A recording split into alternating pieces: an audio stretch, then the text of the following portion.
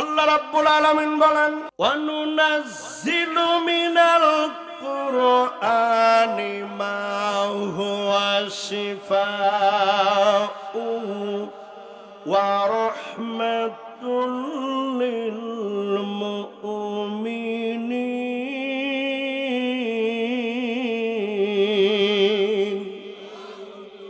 আল্লাহ বলেন, আমি এই কোরআন নাজিল করেছি, অনুনাজ্জিলু মিনাল কোরআন, কোরআন আমি অবতীর্ণ করেছি, মা হুয়া, আল্লাহ বলছেন যা হলো, শিফা রোগ মুক্তির কারণ। আল্লাহু আকবার বলেন।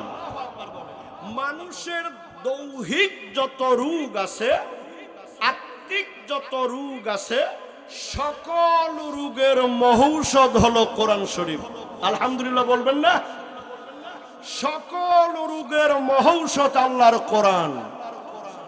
এরপরে আল্লাহ বলেন, ওয়া রাহমা, শুধু রোগের শিফা না, এটা আমি রহমত বানাইয়া দিছি। সুবহানাল্লাহ। আল্লাহ রাব্বুল আলামিন বলেন, আর রহমান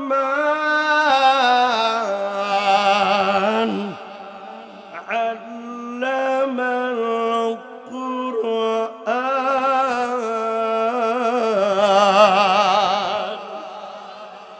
আল্লাহ বলেন, আমি দয়াময়, আমি প্রেমময়।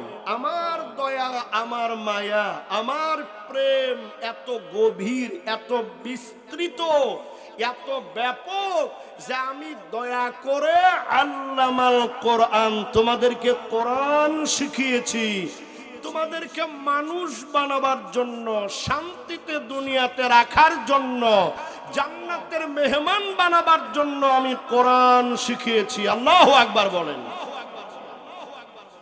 আল্লাহ রাব্বুল আলামিন বলেন, ইয়াসিন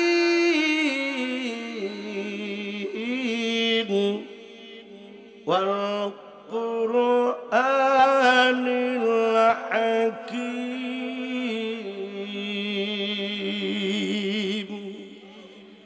আল্লাহ বলেন, এই কোরআন হলো বিজ্ঞানময়।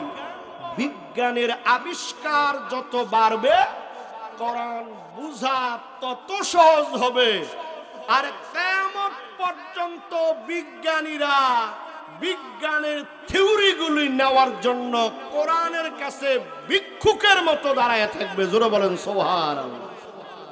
কোরআন হলো এক মহাবিজ্ঞান, এর চাইতে বড় বিজ্ঞান আর পৃথিবীতে নাই।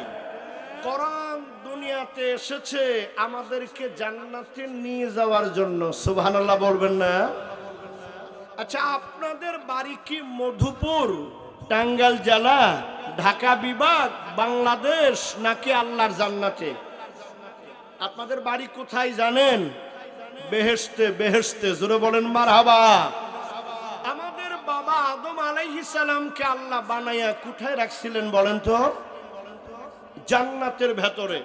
শুধু রাখেন নাই, জান্নাতের মধ্যে ঢুকায় দিয়ে আল্লাহ বলেছিলেন, হাইসু শিতুমা, আদম যেখানে মন চায় সেখানে যাবা, গোটা জান্নাতের মালিকানা তোমারে দিয়ে দিলাম, শুধু ওয়ালা তাকরাবা হাযিহিস শাজারা, একটা বৃক্ষের কাছে যাবা না, বাকি গোটা জান্নাতের মালিক তোমারে বানায় দিলাম। আচ্ছা, আপনারা বলেন, আদম আলাইহিস সালাম যদি আমাদের বাবা হন, আদি বাবা হন, আর উনি যদি গোটা জান্নাতের মালিক হন, পৈতৃক সূত্রে আমরা সন্তানেরা ওই জান্নাতের অধিকারী কিনা বলেন? আমার বারা, আমরা কোরআনের কাছেও প্রশ্ন করি, কোরআন আমাদের বাড়ি তো জান্নাতে, তোমার বাড়ি কই? কোরআনকে জিজ্ঞেস করলাম, কোরআন তোমার বাড়ি কই? কোরআন ডাক দিয়ে বলে, আমার বাড়ি হলো বাল হুয়া কুরআনুম মাজিদ, এটা বরং মহিমান্বিত কোরআন, ফি লাওহিম মাহফুজ। আমার বাড়ি হলো তোমাদের বাড়ি জান্নাতের পাশে, লৌহে মাহফুজে। জোরে বলেন সুবহানাল্লাহ। কোরআন বলে দুনিয়ার মানুষ আল্লাহর কুদরতে তোমরা দুনিয়াতে আসছো, এই দুনিয়া নামক কুয়া থেকে উঠাইয়া আবার জান্নাতে পৌঁছায়া দেওয়ার জন্য লৌহে মাহফুজ থেকে আল্লাহ আমারে পাঠাইয়া দিছে। সুবহানাল্লাহ কোন। واعتصموا بحبل الله جميعا ولا تفرقوا।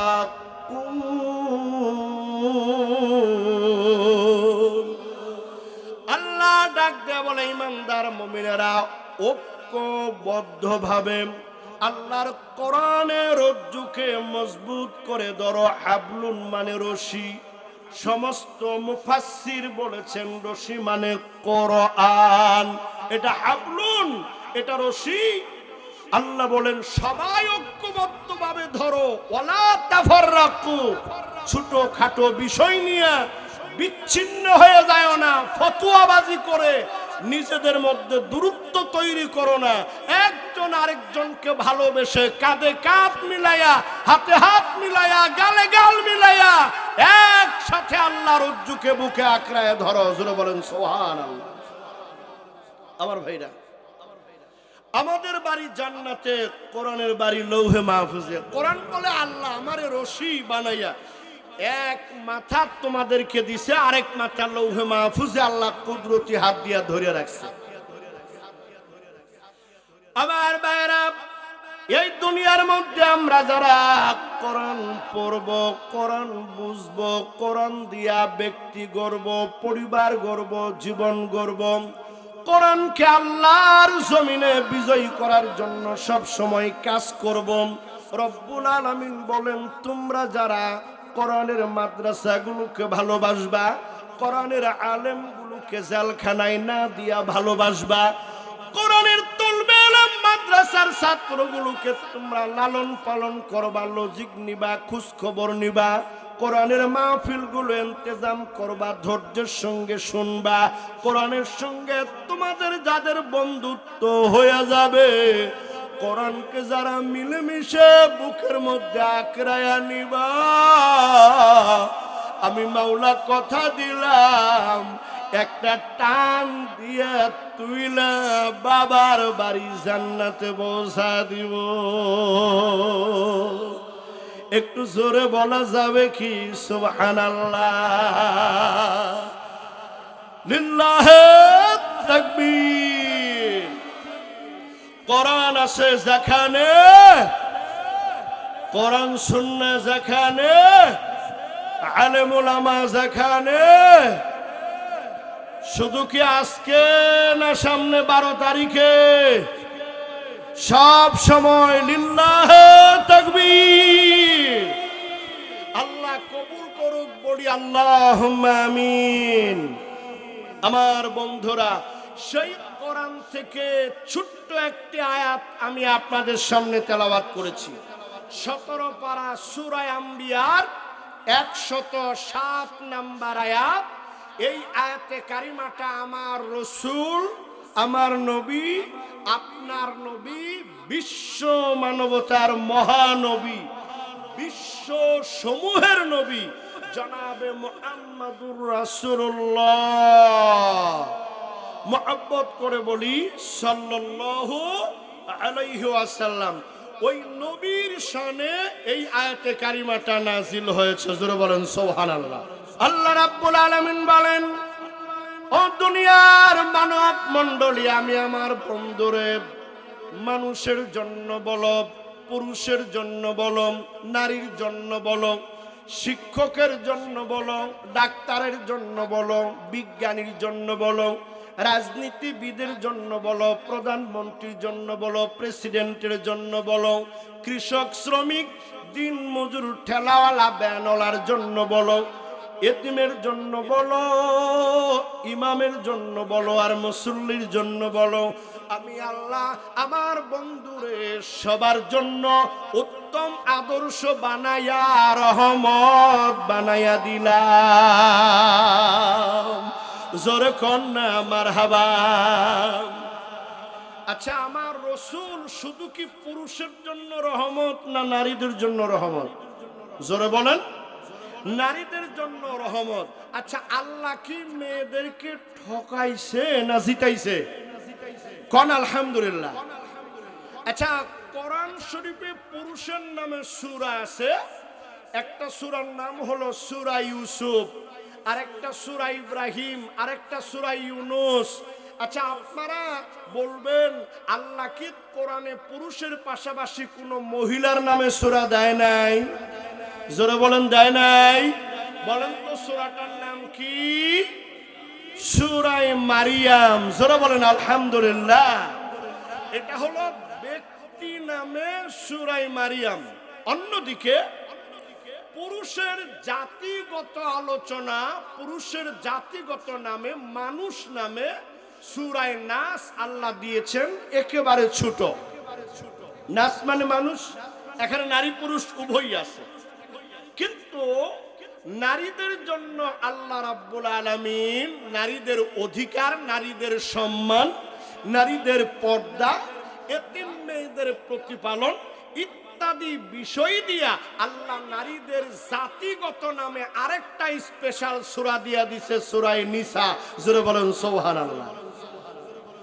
আমার বারা মা বোনেরা কান মন লাগান, কোরআনে কারিমের মধ্যে পুরুষের নামে যেমন সূরা আছে, নারীর নামেও আছে।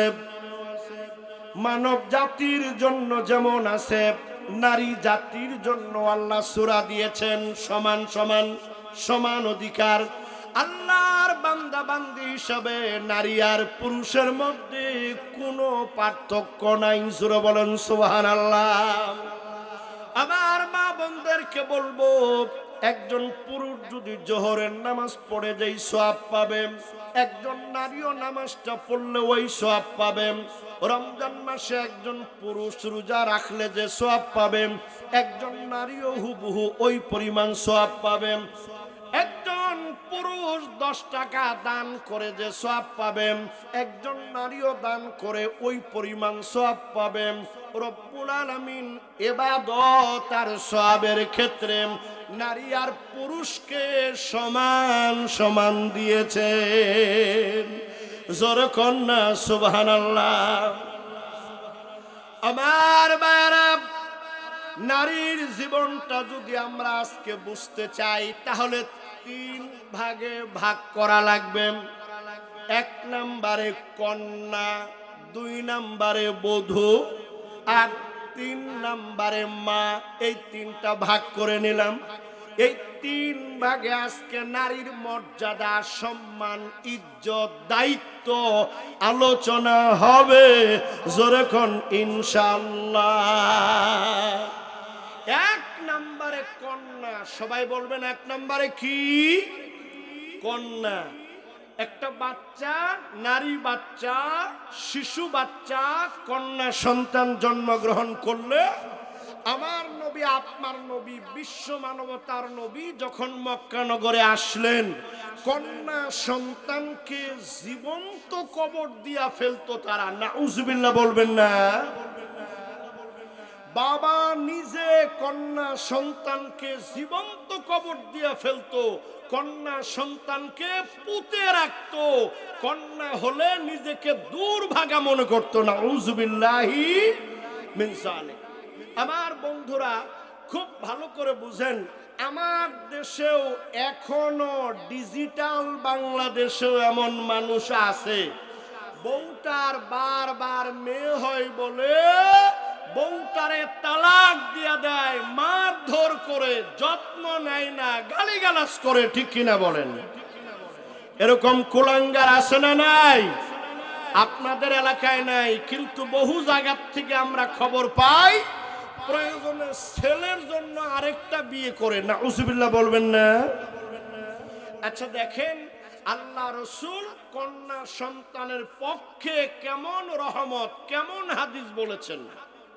1 নাম্বার, আমার নবী, আপনার নবী, মানবতার নবী, বিশ্ব নবী জনাবে মুহাম্মাদুর রাসূলুল্লাহ সাল্লাল্লাহু আলাইহি ওয়াসাল্লাম বলেন, কোন বাড়িতে কোন ঘরে যখন একজন মহিলার প্রথম সন্তান কন্যা জন্মগ্রহণ করে, আল্লাহর নবী বলেন সঙ্গে সঙ্গে রব্বুল আলামিন ওই ঘরের মধ্যে একটা রহমতের ফেরেশতা পাঠায়া দেয়। ওই রহমতের ফেরেশতাটা ওই ঘরের মধ্যে প্রবেশ করে কন্যা সন্তানটাকে মাথায় হাত বোলাইতে থাকে আর আল্লাহর দরবারে দোয়া করতে থাকে, আল্লাহ এটা একটা কন্যা সন্তান, দুর্বল বাচ্চা, আর একটা দুর্বল জায়গা থেকে বের হয়ে আসছে। এই কন্যা সন্তানকে যে ভালোবাসবে, আদব কায়দা শিখাবে, দিন শিখাবে, লালন পালন করবে, সৎপাত্রে পাত্রস্থ করবে, কিয়ামত পর্যন্ত আল্লাহ তোমার সাহায্য তার সঙ্গে থাকবে। জোরে কন্যা সুবহানাল্লাহ। কোন পুত্র সন্তানের ব্যাপারে এরকম হাদিস আমি অন্তত পাই নাই। দুই নাম্বার, আল্লাহর নবী ডাক দিয়া বলে, তোমরা কন্যা সন্তান হলে মন খারাপ করো, বউটারে গালি দাও, কিন্তু যেই বাড়িতে যেই ঘরে যেই মহিলার প্রথম সন্তান মেয়ে, ওই মহিলাটা ভাগ্যবতী মহিলা। একটু জোরে বলা যাবে কি সুবহানাল্লাহ? যার প্রথম মেয়ে হয় ওই মহিলা, ওই বউটা ভাগ্যবতী, আরো বেশি করে আদর করবেন। আল্লাহু আকবার বলেন। আমার নবী ডাক দিয়া বলে, উম্মতেরা একটা মেয়ে হলো মন খারাপ করো না, দুটো মেয়ে হলো মন খারাপ করো না, তিনটা মেয়ে হইছে তবুও মন খারাপ করবা না, কারণ আমি বিশ্ব নবী নিজে মেয়েদের বাবা। তিন কন্যা যার হবে, এই তিন কন্যাকে সঠিকভাবে লালন পালন করবে, ভালোবাসবে, বিরক্ত হবে না, মহব্বত করবে। মহিলা মাদ্রাসায় পড়াইয়া, ভালো ভালো মাদ্রাসায় পড়াইয়া আলেমা বানাবে, সৎপাত্রে পাত্রস্থ করবে। এই তিন কন্যাকে যেই বাবা সুন্দরভাবে লালন পালন করবে, ওই তিন কন্যার বাবা আর আমি নবী পাশাপাশি জান্নাতে থাকব। আল্লাহু আকবার বলেন। আমার ভাইরা, আল্লাহ রাসূল কন্যা সন্তানের দাম মর্যাদা এইভাবে বাড়াইয়া দিলেন। আল্লাহু আকবার বলেন। কোন সময় যখন কন্যাদেরকে জীবন্ত কবর দেওয়া হচ্ছিল, নাউজুবিল্লাহ বলবেন না, এক সাহাবী সুন্দর চাঁদের মতো চেহারা রাসূলের দরবারে এসে বসে চোখের পানিগুলো ছেড়ে দিয়া কাঁদতেছে। আল্লাহর নবী ডাক দিয়া বললেন, ও আমার কলিজার টুকরা সাহাবী, কাঁদো কেন? কি প্রবলেম তোমার? কি তোমার সমস্যা আমারে বলো। ওই সাহাবী ডাক দিয়ে বলে, ইয়া রাসূলুল্লাহ, ইয়া হাবিবাল্লাহ, ঈমান আনার পরে আপনি বলেছেন সব গুনাহ মাফ হয়ে যাবে, কিন্তু আমার মনে ভয় আছে, মনে হয় আল্লাহ রব্বুল আলামিন একটা গুনাহ মাফ করে দেয় নাই। নবীজি বললেন, কোন গুনাহটা? ওই সাহাবী ডাক দিয়ে বলে, ইয়া রাসূলুল্লাহ, ইয়া হাবিবাল্লাহ, ওই গুনাহটা আমার স্ত্রী গর্ভবতী ছিল, আমি বাইরে চলে গেলাম, বিবিকে বলে গেলাম যদি মেয়ে হয় মেরে ফেলবা, ছেলে হলে বাঁচা রাখবা। জোরে কন্যা নাউজুবিল্লাহ। বলে আমি চলে গেলাম সফরে, আমার কাজে আমি বের হয়ে গেলাম। ইতিমধ্যে আমার বিবির একটা কন্যা সন্তান জন্মগ্রহণ করলো।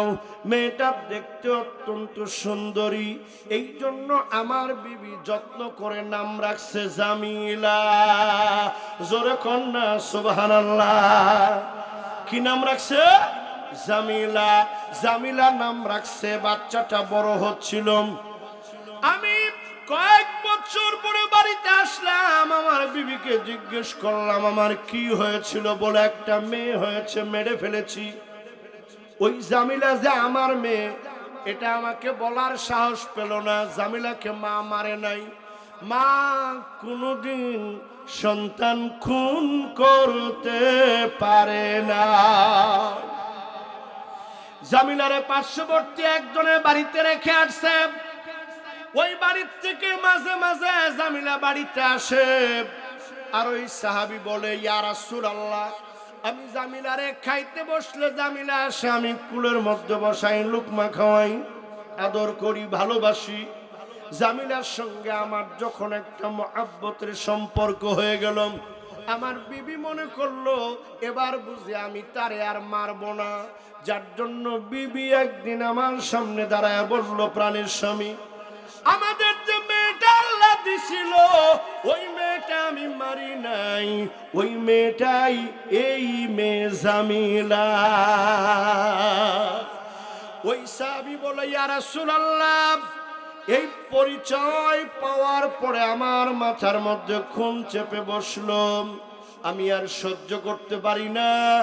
আমার এই সুন্দরী মেয়েটা যুবতী হবে, বড় হবে, অন্যের বাড়িতে ঘর করবে, সংসার করবে, এটা আমার জন্য বেইজ্জতি মনে করলাম। মক্কা নগরে যত কন্যা সন্তানকে জীবিত কবর দেওয়া হয় আমি তাদের নেতৃত্ব দেই। কাজে আমার কন্যা কেমনে বাঁচবে? আমি আমার কন্যাকে খুন করার জন্য পরিকল্পনা গ্রহণ করলাম। চিৎকার দিয়ে বলেন নাউযুবিল্লাহ। একদিন জামিলার মাকে বললাম, জামিলারে সুন্দর করে সাজায় দাও, আমি আমার বন্ধুর বাড়ি দাওয়াত খাওয়ার জন্য বের হয়ে যাব। জামিলার মা জামিলারে সুন্দর করে সাজায় দিল। আমি আস্তিনের ভেতরে একটা খন্তি নিয়ে নিলাম, জামার ভেতরে লুকাইয়া জামিলারে নিয়ে আমি রওনা হয়ে গেলাম পাহাড়ি এলাকার দিকে। জামিলা রাস্তার মধ্যে আমারে বারবার আব্বা আব্বা বলে বলে ডাকতেছে, আর বলে, আব্বা তুমি না বন্ধুর বাড়ি দাওয়াতে যাওয়ার কথা, বাবা তুমি কেন পাহাড়িয়া ঝোপ জঙ্গলের দিকে রওনা হয়ে গেছ? জামিলা বারবার আমার সামনে এসে, ডাইনে এসে, বামে এসে আব্বা আব্বা বলে ডাকে, কিন্তু আমার হৃদয়ের মধ্যে কোনো মায়া হলো না। জঙ্গলের ভেতর পর্যন্ত পৌঁছে গেলাম। জামিলারে দাঁড় করাইয়া খন্তিটা বের করে গর্ত খনন করা শুরু করে দিলাম। জামিলা লক্ষ্য করে দেখলো ওই গর্ত খননের সময় ধুলা বালিগুলো উড়ে এসে আমার জামার মধ্যে লাগে, দাড়ির মধ্যে লাগে। জামিলা নিজের জামা উঁচু করে করে ধুলা বালিগুলো ঝেড়ে দেয়। এত কষ্ট করে গর্ত তুমি কেন খনন করো?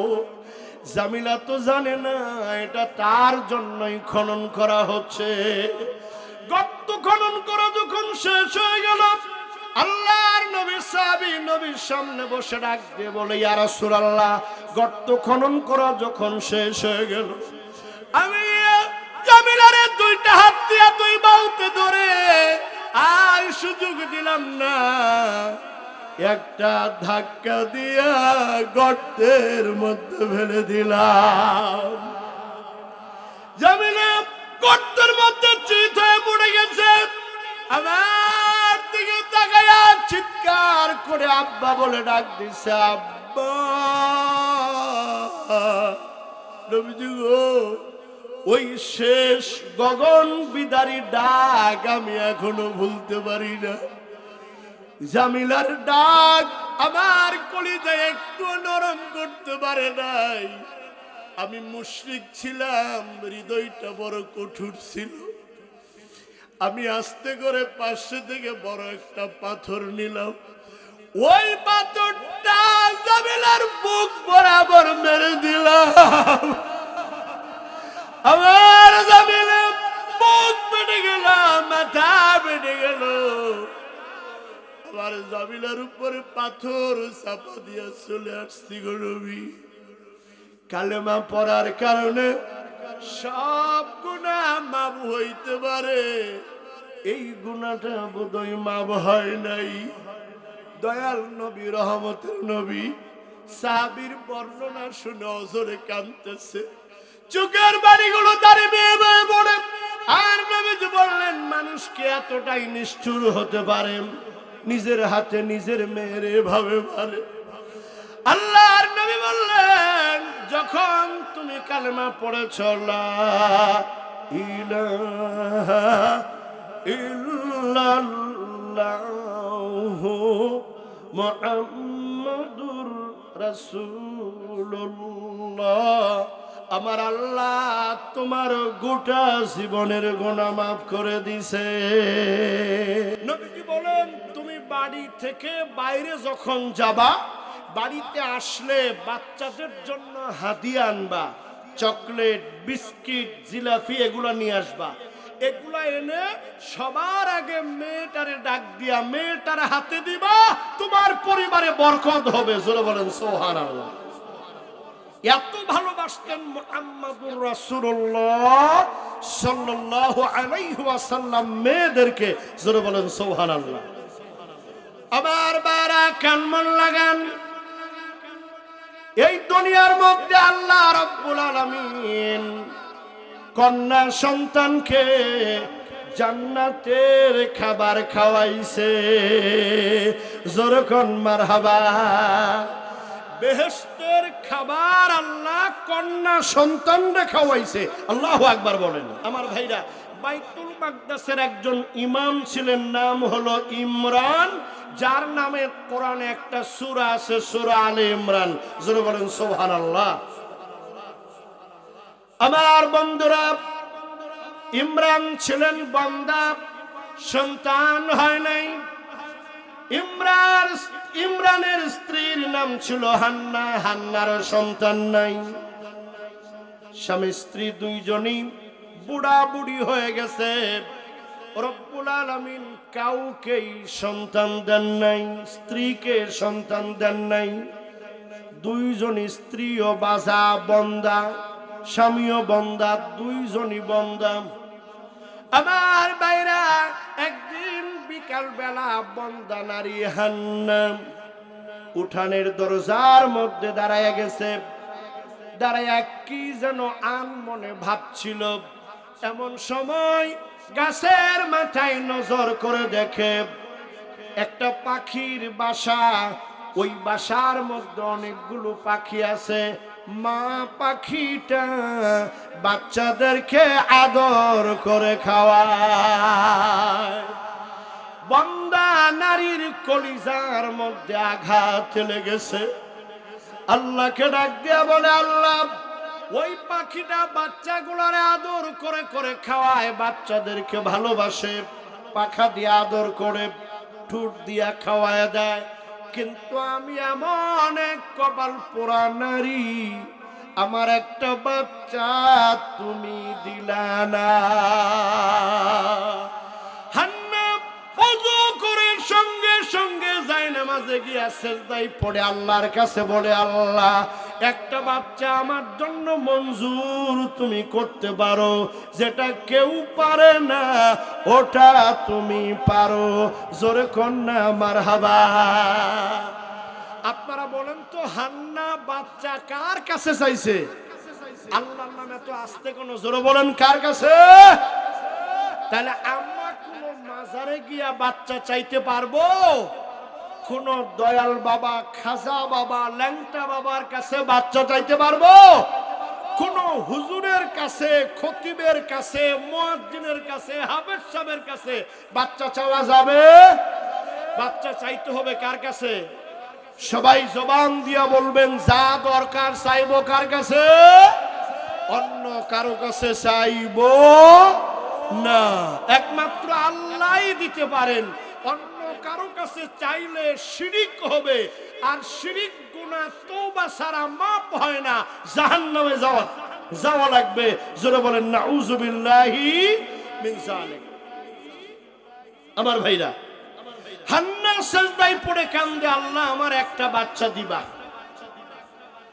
আল্লাহ রাব্বুল আলামিন ডাক দেয়া বলে, হান্না, আমি মাওলা তোমার চোখের পানি মঞ্জুর করে তোমার জন্য একটা বাচ্চা মঞ্জুর করলা।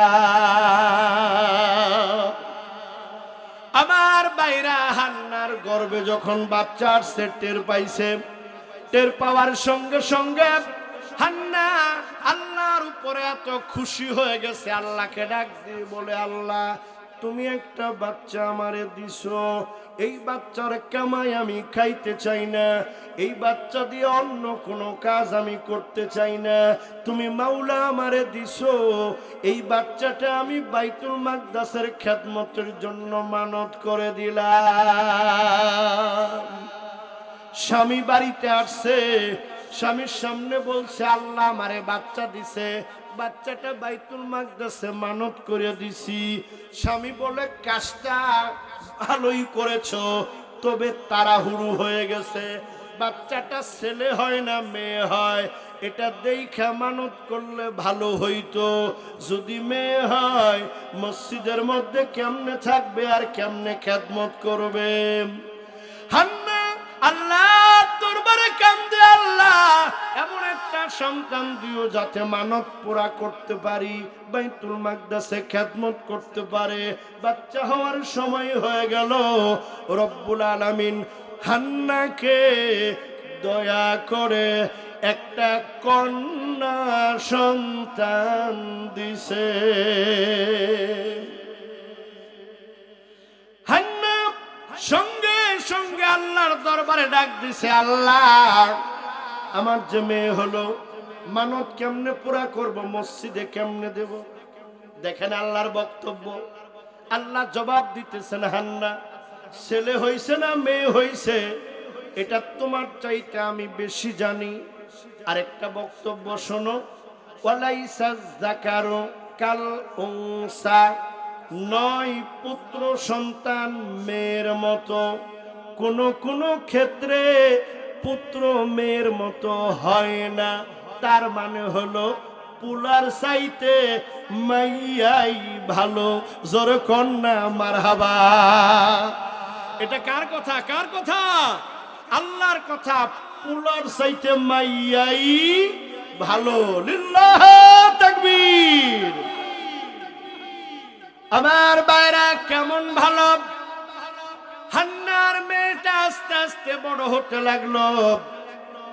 ওই মেয়েটার নাম রাখলো মারিয়াম। আর মারিয়ামকে বাইতুল মাকদাস নিয়ে গেল দেওয়ার জন্য। 7-8 জন খাদেম ছিল। একজনের নাম জাকারিয়া আলাইহিস সালাম। হযরত জাকারিয়া আলাইহিস সালাম মারিয়ামের খালু। মারিয়ামকে গ্রহণ করার জন্য বাকি 7-8 জনকে বলল যে আমি তো মারিয়ামের খালু, আমার ঘরে ওর খালা আছে, আমার কাছে দাও। কিন্তু কেউ দিতে রাজি হলো না। এই তো প্রথম বাইতুল মাকদাসে একটা কন্যা সন্তান আছে, এই জন্য 7-8 জন সবাই মারিয়ামকে নিতে চায়। কোরআনে কারিমের মধ্যে আসছে সবার কাছে তৌরাত লেখার কলম ছিল, যার যার নাম লেখে দাজলা নদীর মধ্যে নিক্ষেপ করে দিল। যার কলম ডুববে না সেই মারিয়ামকে পাবে। কলমগুলো ওই দাজলা নদীর মধ্যে যখন নিক্ষেপ করা হলো, সবার কলম ডুবে গেল, জাকারিয়ার কলম ডুবে না। ওয়াকাফালাহা জাকারিয়া। আল্লাহ পাক জাকারিয়া আলাইহিস সালামকে মারিয়ামের দায়িত্ব দিলেন। জোরে বলেন সুবহানাল্লাহ। আমার বাইরে মারিয়াম যখন একটু বড় হয়ে গেল, ইবাদত করার মতো যোগ্য হয়ে গেল, মারিয়ামের জন্য মসজিদের পাশে একটা মেহরাব বানাইলেন, ইবাদতখানা বানাইলেন। ওই ইবাদতখানার মধ্যে জাকারিয়া আলাইহিস সালাম প্রত্যেক দিন নিয়ে যায়, ঘরের মধ্যে ঢুকায়া তালা দেয়, অন্য কারো কাছে চাবি দেয় না। নিজে আবার রাত্রিবেলা মারিয়ামকে বের করে বাড়িতে নিয়ে যায়, মাঝে মাঝে খুলে দেয়।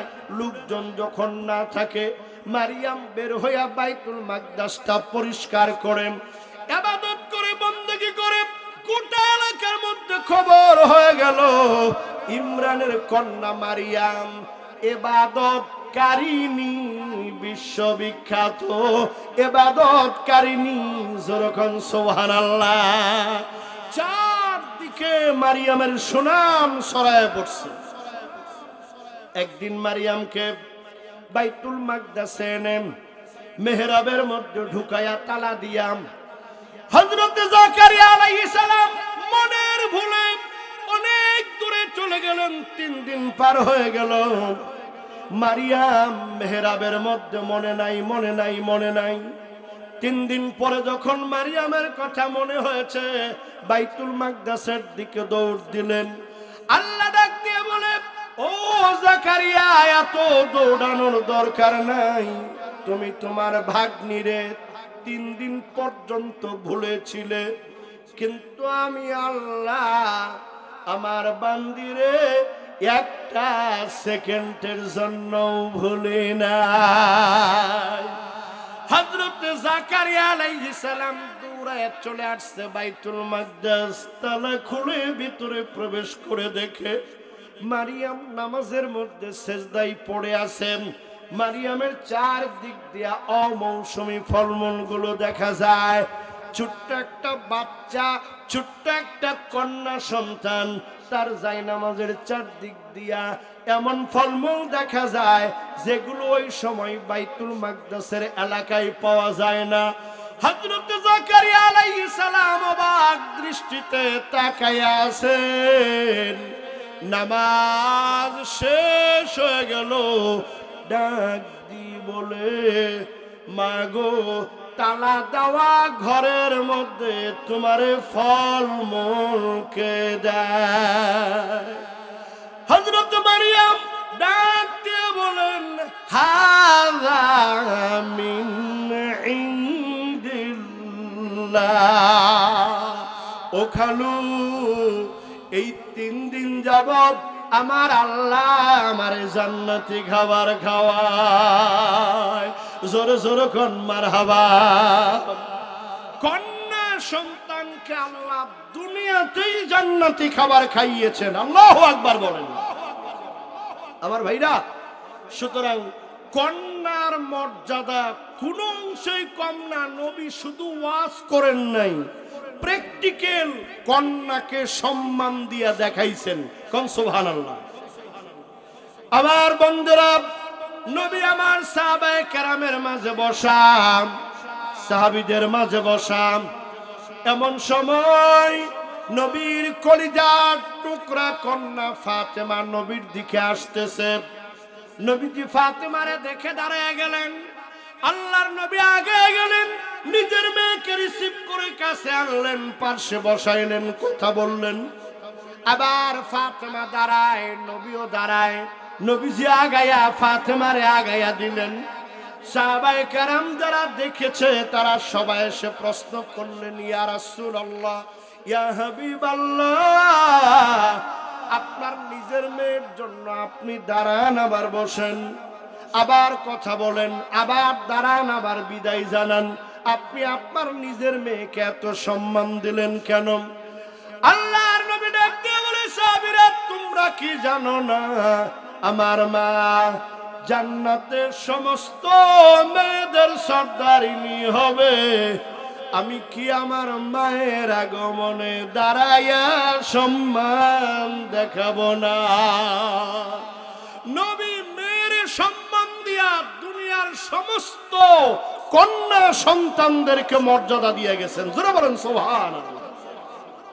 আমার ভাইরা, কন্যা সন্তানের মর্যাদা এতই বেশি, হযরত ফাতেমাতুজ জোহরা রাদিয়াল্লাহু তাআলা আনহা, বহু পুরানা কিতাবে এই ঘটনাটা আসছে। আল্লাহর রাসূল 1 দিন 2 দিন না 3 দিন যাবত কোনো খানা খান না, পেটে পাথর বাঁধা। আমার নবী 3 দিন যাবত কোনো খানা খান না। আল্লাহর নবী ক্ষুধার্ত, মনে মনে ভাবলেন, কলিজার টুকরা ফাতেমার বাড়িতে গেলে খাবার চাইতে হবে না। আমার শুকনো মুখ দেখে ফাতেমা আমার জন্য খাবারের ব্যবস্থা করবে। ক্ষুধার্ত ভুক্ত নবী আমার ফাতেমার বাড়িতে হাজির হয়ে গেলেন। কিন্তু আজকে একটু ব্যতিক্রম। অন্যান্য দিন যখন আমার নবী ফাতেমার বাড়িতে যায়, হাসান হুসাইন কবুতরের মতো উড়ে এসে নবীর কুলে জুড়ে বসে, নবীর গালে লটকে যায়, কপালে চুমা দেয়, গালে চুমা দেয়। কিন্তু আজকে নবী একটু একটু করে ফাতেমার দরজার দিকে যায়। হাসান নাই, হুসাইন নাই, বাড়িটা কেন যেন নিস্তব্ধ হয়ে গেছে। নবী আমার দরজার মধ্যে গিয়া মা বলে ছোট্ট করে একটা ডাক দিছে, ভাঙ্গা কণ্ঠ, ভাঙ্গা কণ্ঠ, দরদ মাখা জবাব, ভেতর থেকে আওয়াজ। ফাতেমা ডাক দিয়ে বলে, কে বাবা, আপনি আসছেননি? নবীজি বলে, জি ফাতেমা, দরজা খুলে দাও, তোমার একটা নজর না দেখলে আমি বাঁচি না। ফাতেমা দরজাটা খুলে দিছে। আমার নবী ফাতেমার চেহারার দিকে তাকায় দেখে একেবারে মলিন হয়ে গেছে, ক্ষুধার্ত চেহারা, হাসি নাই। নবীজি বলে, ফাতেমা ঘটনা খুলে বলো। বলে, বাবা গরিব আলীর কাছে বিয়ে দিছ, কোনদিন তো তোমার কাছে কিছু বলি নাই, চাই নাই, আজকেও বলবো না। একদিন, 2 দিন, 3 দিন হলো আমাদের চুলায় আগুন ধরে না, আমিও খাই না, বাচ্চা দুটাও খায় না। ওই যে বাবা দেখো, তোমার হাসান হুসাইন বিছানার মধ্যে না খেয়ে পড়ে গেছে। আমার নবী আর 2 চোখের পানি রাখতে পারে না, টপ টপ করে চোখের পানিগুলো ছেড়ে দিয়েছে। ফাতেমাকে বলল, বাবা ও মা, আমি দুনিয়া দেখে বিয়ে দেই নাই, আখিরাত দেখে বিয়ে দিছি। দুনিয়া চাস না আখিরাত চাস? একটু অপেক্ষা কর, আমি বাবা বাইরে গিয়া দেখি তোদের জন্য কিছু করতে পারি কিনা। মেয়েকে নবী কত ভালোবাসতেন। মেয়ে আর নাতির মুখে হাসি ফুটাবার জন্য আমার নবী মদিনা রাস্তায় বের হয়ে গেলেন। যারাই পায় জিজ্ঞেস করে, আপনার কি কাজের লোক লাগবে? সুবহানাল্লাহ। আমার নবী যারাই পায় তারাই জিজ্ঞাসা, আপনার কি কাজের লোক লাগবে? যেতে যেতে একটা বাগানের কাছে গেলেন, খেজুরের বাগান। ওই বাগানের মালিক একজন ইহুদি যুবক। ওই যুবক আমার নবীরে চিনে না। আমার রসুল গিয়া বলছে, তোমার কি কাজের লোক লাগবে? ওই যুবক বলে, একজন লোক হলে ভালো হয়, আমি 1 বালতি পানির বিনিময়ে 3টা করে খরমা দেব। আল্লাহর নবী বললেন, আমি তোমার কাজ করব। কুয়া থেকে বালতি নিয়ে পানি তোলা শুরু করে দিলেন। রাহমাতাল লিল আলামিন নিজের মেয়েকে হাসি মুখে দেখার জন্য নিজের হাতে কুয়া থেকে পানি তোলা শ্রমিকের কাজ করা শুরু করলেন। ও শ্রমিকেরা, ও রিক্সাওয়ালা ভাইরা, ঠেলাওয়ালা ভাইরা, কৃষক ভাইরা, আপনাদের মনে আর দুঃখ রইল না? আপনাদের নেতাও, শ্রমিকদের নেতাও আমার নবী মুহাম্মদুর রাসূলুল্লাহ। আল্লাহর নবী 1 বালতি করে পানি তুলে একটা করে খেজুর গাছের গোড়ায় দিচ্ছিলেন। প্রথমে 1 বালতি তুললেন। 1 বালতি তুলে ওই যুবককে বললেন, আগে 1 বালতির মাইনাটা দাও, আমি খাইয়া একটু দেহের মধ্যে শক্তি করে নেই। 1 বালতির মাইনা নিয়ে আমার নবী ওইটা খাইয়া, একটু পানি খাইয়া আল্লাহর উপরে ভরসা করে বালতি দিয়া পানি তোলা শুরু করলেন। 1 বালতি করে তুলে তুলে একটা একটা করে খেজুর গাছের গোড়ায় দিতেছে। রাহমাতাল লিল আলামিন। যারা না বানাইলে আমার আল্লাহ আসমান জমিন কিচ্ছু বানাইতো না। যার প্রেমে আপনি আমি দুনিয়াতে আসছি, ওই নবী আজকে বালতি দিয়া পানি তুলে, কয়েক বালতি পানি তুলে কয়েকটি গাছের মধ্যে দেওয়ার কিছুক্ষণের মধ্যে বালতিটার মাঝখানে রশিটা কুদরতি ভাবে ছিঁড়ে গেল, বালতি কুয়ার মধ্যে পড়ে গেল। ইহুদি বেচারা যুবক মানুষ, রসুলকে চিনে নাই, নবীর সামনে চলে আসছে, নানা ভাষায়, অকথ্য ভাষায় আমার নবীরে গালিগালাজ করতেছে। তুমি বালতি কুয়ার মধ্যে ফালায় দিছো, বাকি কাজ আমি কেমনে করব? নানান ভাষায় গালিগালাজ করতেছে। এক পর্যায়ে উশৃঙ্খল যুবক ডান হাতরা দিয়া, যেই চেহারায় জীবনে মশা মাছি বসে নাই, ওই চেহারার মধ্যে বাম গালে জোরে একটা থাপ্পড় লাগাইয়া দিছে। আমার নবীর দুধে আলতাই চেহারা, আল্লাহর নবীর দুধে আলতাই চেহারা, গালের মধ্যে হাতের আঙ্গুলগুলো দাগ হয়ে গেছে। নবী কিচ্ছু বললেন না, উল্টো আরো বললেন, তুমি কি তোমার হাতের মধ্যে ব্যথা পেয়েছো? আল্লাহু আকবার। ধৈর্য কাকে বলে, নবী কাকে বলে?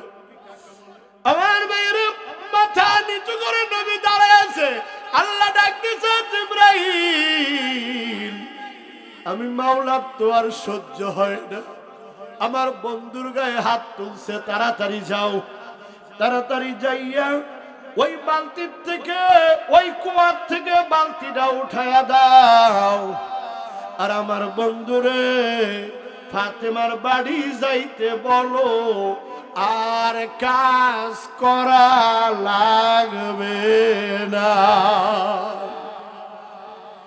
আমার মেয়ের আল্লাহর নবী ওই যুবক ইহুদিরে কিচ্ছু বললেন না, চরম ধৈর্যের পরাকাষ্ঠা প্রদর্শন করলেন। এবার জিবরিল আমিন হাজির, বললেন, ইয়া রাসূলুল্লাহ, আল্লাহ রাব্বুল আলামিন আপনার খেদমতে পাঠিয়ে দিয়েছে, আমি বালতি উঠায় দিব, আপনি কুয়ার কাছে গিয়া হাত বাড়ান।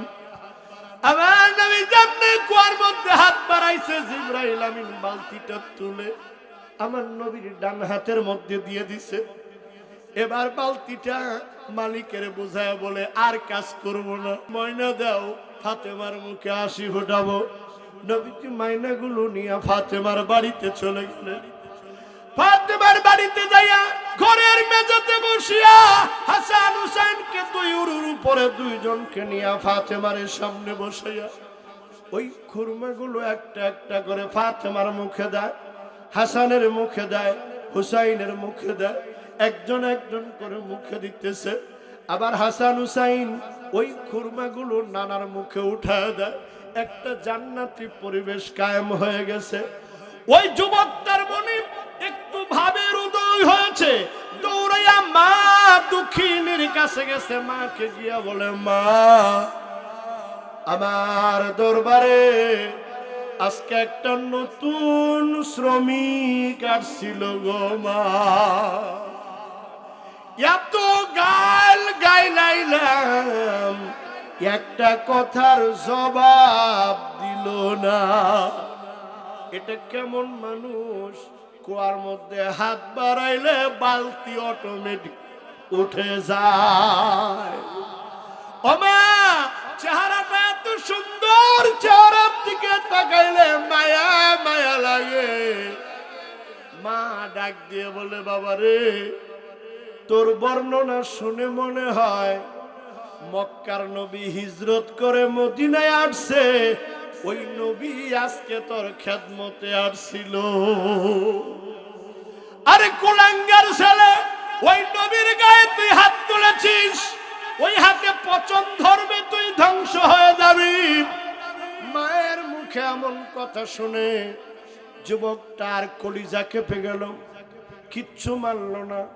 মার কাছ থেকে একটা দা নিয়ে ওই দাটা দিয়া কূপ দিয়া ডান হাতটা বিচ্ছিন্ন করে ফেলছে। বিচ্ছিন্ন হাতটা এইভাবে ধরছে, টপ টপ করে এখান থেকে বাহুর থেকে রক্ত পড়তেছে। এই অবস্থায় আমার নবীকে খোঁজার জন্য বের হয়ে গেছে। মসজিদে নববীর সামনে গিয়া সাহাবীদেরকে জিজ্ঞেস করে, ওগো সাহাবীরা, মুহাম্মাদুর রাসূলুল্লাহ কোথায়? সাহাবীরা বলে, ফাতেমার বাড়িতে। এবার ফাতেমার বাড়ি দেখায় দিছে, গিয়া হাজির।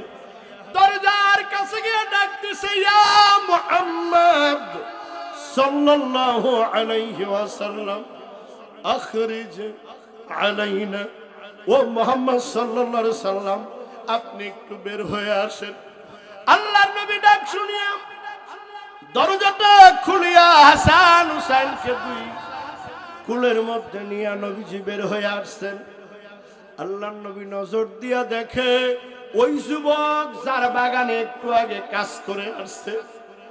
নবীজি বললেন, তুমি তোমার হাত কেটেছো কেন? আমি তো এই দুনিয়ার বুকে রক্ত দেখার জন্য আসি নাই, আমারে তো আল্লাহ বলেছেন ওয়ামা আরসালনাকা ইল্লা রাহমাতাল লিল আলামিন। আমারে তো আল্লাহ রক্ত দেখার জন্য দুনিয়াতে পাঠায় নাই, খুন খারাপির জন্য, কারো হাত কাটার জন্য পাঠায় নাই। আমি তো শান্তির বার্তা নিয়ে আসছি, সুখের বার্তা নিয়ে আসছি, তুমি হাত কাটছো কেন? ওই যুবক ডাক দিয়ে বলে, ইয়া রাসূলুল্লাহ, যেই হাত দিয়ে আপনার গায়ে আঘাত করেছি এই হাতটা তো পচন ধরে যাবে, আমি ধ্বংস হয়ে যাব, এই জন্য কেটে ফেলেছি। নবীজি হাসান হুসাইনকে কুলের থেকে নামায় দিলেন।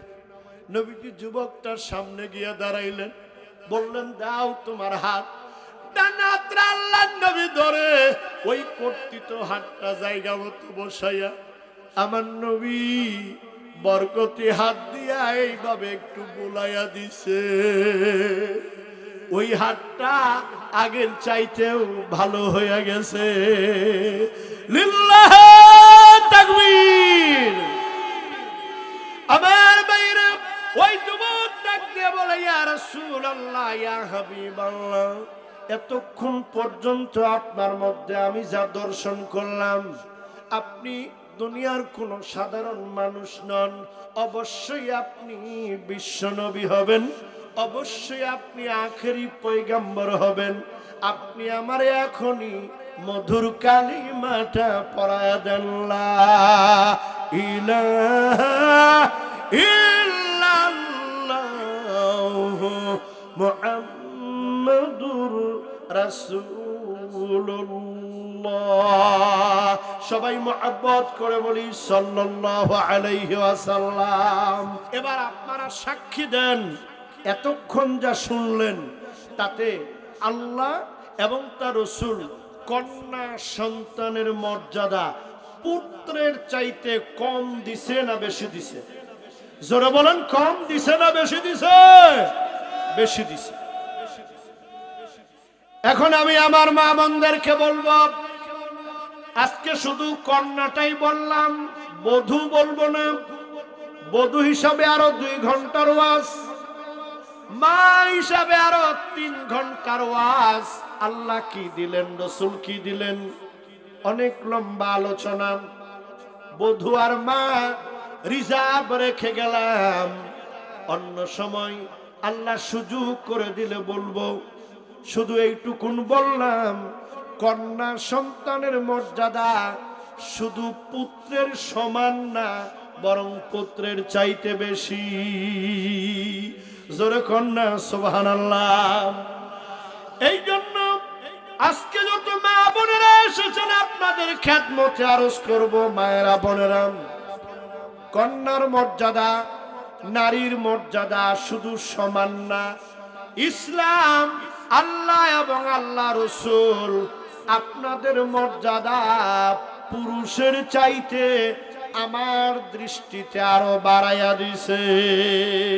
জোরে কন্যা সুবহানাল্লাহ। আমার বাইরে একজন নারীকে আল্লাহ পাক দুনিয়ার বুকে রানী বানাইয়া বাড়াইছে। জোরে কন মারহাবা।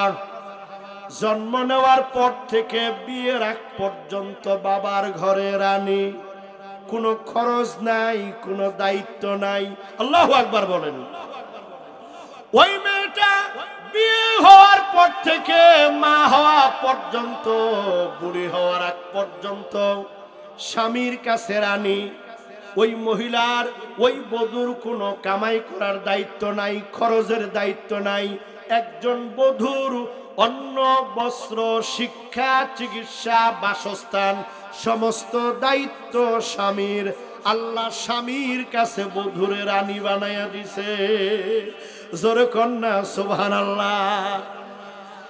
এরপরে সন্তান যখন বড় হয়ে গেল, ওই মেয়েটা কন্যাটা বধূ হলো, বধূর থেকে মা হয়ে গেল।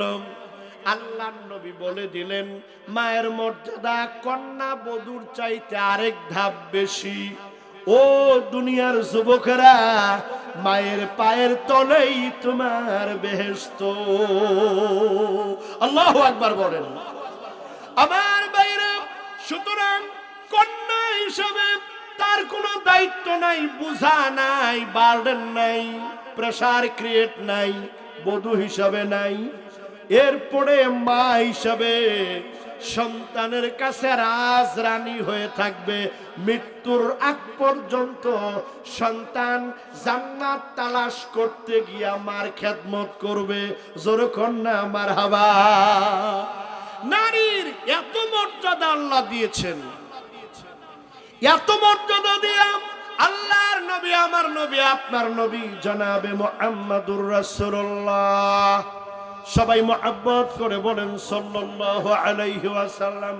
আল্লাহর নবী এত সম্মান, এত মর্যাদা দিয়া নারীকে সারা জীবনের জন্য সম্রাট বানাইয়া দিয়া, রানী বানাইয়া দিয়া আল্লাহর নবী বললেন, কোন নারী যদি 4টা কাম করে, জোরে বলেন কয়টা? আল্লাহর নবী বলেন, এই মর্যাদার সম্পন্ন নারীরা যদি মাত্র 4টা কাজ করে, নবীজি নারীদেরকে 4টা দায়িত্ব দিছে। সুবহানাল্লাহ কোন? আমার বাইরে আল্লাহর নবী নারীদের ব্যাপারে বললেন 4টা কাজ যদি করে, 1 নম্বরে 5 ওয়াক্ত নামাজ পড়বে, 2 নম্বরে রমজান মাসে রোজা রাখবে, 3 নম্বরে স্বামীর খেদমত করবে, আর 4 নম্বরে শালীনতা ভদ্রতা বজায় রেখে পর্দা করে বাইরে বের হবে। এই 4টা কোয়ালিটি আমার মা বোনেরা যদি অর্জন করতে পারে, আল্লাহ রাসূল গ্যারান্টি দিছেন, আল্লাহর 8টা জান্নাতের যে কোন দরজা দিয়া জান্নাতে যাবে। একটু জোরে বলা যাবে নাকি সুবহানাল্লাহ? আমার বাইরে 1 নাম্বার দায়িত্বটা মা বোনদের হলো নামাজ পড়া। কিন্তু বাংলাদেশে দুঃখজনক, আপনারা ভালো হয়তো আপনারা ব্যবস্থা করেছেন, কিন্তু আমার এলাকা, পার্শ্ববর্তী এলাকা, আত্মীয় স্বজনের বাড়ি যত দেখছি, মেয়েদের জন্য নির্দিষ্ট নামাজের জায়গা নাই। ঠিক কিনা বলেন? একটা মহিলা মানুষ একটু শান্তিমতো নামাজটা পড়বে, এইটুকুন ব্যবস্থা আপনার বাড়িতে নাই। এজন্য আজকের মাহফিলে আপনাদের পায়ে হাত দেওয়া অনুরোধ করে যাব, কয়েক গজ, 3, 4, 5 গজ কালো টেকটন কাপড় কিনবেন, মাত্র 30 টাকা গজ। ওটারে সুন্দর করে ঘরের মধ্যে 1 কোণায় একটা খুঁটি দিয়া, মাঝখানে জলচকি আর জায়নামাজ দিয়া, বেড়া দিয়া মেয়েদের জন্য নামাজের জায়গা বানায়া দিবেন। মসজিদে আযান হলে আমার মা বোনেরা যেন ওযু করে শান্তি মতো নামাজটা পড়তে পারে। অথবা লম্বা বাড়ি, বড় বাড়ি আছে না নাই? ওই বাড়ির সবাই মিলে আগামী কালকে আপনারা সিদ্ধান্ত নেবেন, আজকের ওয়াজ আর বাসি হবে না, টাটকা সিদ্ধান্ত নেবেন। বড় বড় বাড়িওয়ালারা আপনারা চান্দা উঠাইয়া যে কোনো একটা বাড়ির ভেতরে পেশাব পায়খানার কাছে সুন্দর কইরা ভিটি পাকা কইরা মেয়েদের জন্য নামাজের জায়গা বানায়া দিবেন। মেয়েরা ওই জায়গায় 5 ওয়াক্ত নামাজ পড়বে, ফাজাইলের কিতাব তালিম করবে, বুখারী শরীফের অনুবাদ পড়বে, মিশকাতের অনুবাদ পড়বে, নামাজের মাসলা মাসাইল জানবে, বউগুলা যদি 5 ওয়াক্ত নামাজি হয়, তালিমকারী হয়, কোরআন তেলাওয়াতকারী হয়, আল্লাহর কসম এলাকার প্রত্যেকটা ঘর জান্নাতের বাগান হয়ে যাবে। ঠিক না ঠিক? এই কাজটা করতে পারবেন তো? আজকে আপনাদেরকে পায়ে ধরে অনুরোধ করব, মেয়েদের নামাজের জায়গাটা আগে করবেন। আমার মা বোনেরা শুধু জায়গার অভাবে নামাজ পড়তে পারে, আর যদি বাড়িতে আত্মীয় স্বজন আসে তখন তো নামাজ পড়তেই পারে না। অনেক মেয়েরা চেষ্টা করেও ব্যর্থ হয়, নামাজটা পড়তে পারে না। মানুষ দিয়া ঘর ভরা, বারান্দা ভরা, বাইরে ভরা, সামনে ভরা, নামাজ পড়তে পারে না। এজন্য মেয়েদের জন্য একটা নামাজের জায়গা আমরা করতে সবাই রাজি আছি ইনশাআল্লাহ। আপনাদের কাছে এটা আমার 1 নম্বর অনুরোধ। আমি আমার মা বোনদেরকে বলবো, এই জায়গা করার ব্যাপারে আপনারাও নেতৃত্ব দিবেন, উৎসাহ দিবেন, নামাজের জায়গা করবেন, 5 ওয়াক্ত নামাজ পড়বেন। যেই ঘরের মহিলারা 5 ওয়াক্ত নামাজ পড়ে, ওই ঘরটা আমার আল্লাহ রহমত বরকত দিয়া ভরপুর করে দেয়। একটু জোরে বলা যাবে কি সুবহানাল্লাহ? আমি আমার মা বোনদেরকে দায়িত্ব দিব, আপনারা 5 ওয়াক্ত নামাজ পড়বেন। আচ্ছা বাবা, নামাজ কি শুধু মেয়েদের জন্য ফরজ নাকি আমাদের জন্য ফরজ? জোরে বলেন তো, শুধু মেয়েদের জন্য ফরজ না আমাদের জন্য ফরজ? মা বোনদের জন্য 1 নাম্বার দায়িত্ব নামাজ পড়বেন, আপনাদের জন্য 1 নাম্বার দায়িত্ব নামাজ পড়বেন। সবাই রাজি আছেন ইনশাআল্লাহ? আমার বাইরে মুসলমানের প্রথম ফরজ নামাজ আদায় করা। কিয়ামতের ময়দানে প্রথম প্রশ্ন হবে নামাজের ব্যাপারে। নামাজের প্রশ্ন যে পার হতে পারবে, পরের প্রশ্নগুলো তার জন্য সহজ হয়ে যাবে।